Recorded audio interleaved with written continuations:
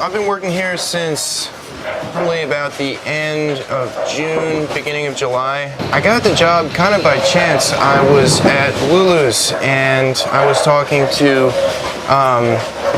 Jeff behind the bar, and he mentioned that that the bowling alley was looking for a new mechanic. Pretty much everyone who asks me where I work and I tell them I work in the back of a bowling alley, they say, oh, well, you just must hear the sound of the pins getting struck all the time.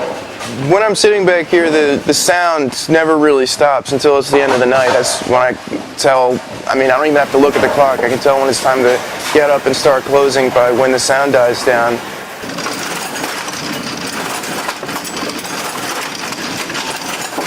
Each machine and each different function of each machine has a different sound to it.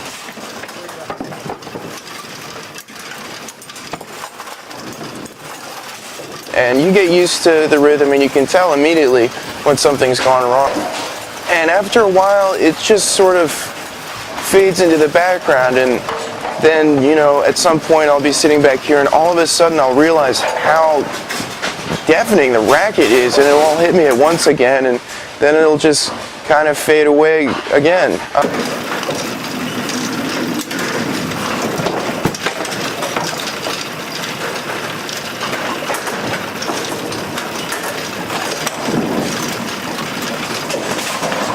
There is definitely, it is a very physical job.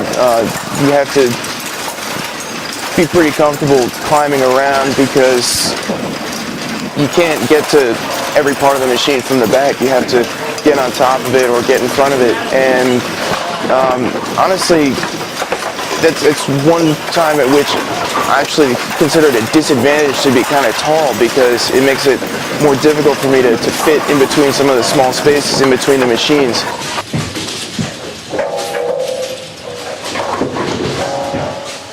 There was a guy that worked here. He was also a maintenance mechanic, and I'm not sure when he passed away. I know that for a fact that he was still working here as recently as 1992.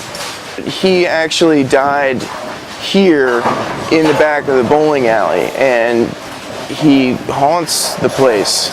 Some nights just everything breaks inexplicably, and we kind of blame it on him.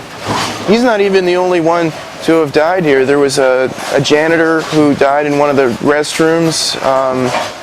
There was a patron who passed away in the parking lot, and I think maybe even one other person, but I'm not sure. But Earl's the one who catches all the flack for problems around the bowling alley. And it's easy to pin it on him because he still has a kind of physical presence here, and that is his broom, which hangs in the back office near the door. On the wall next to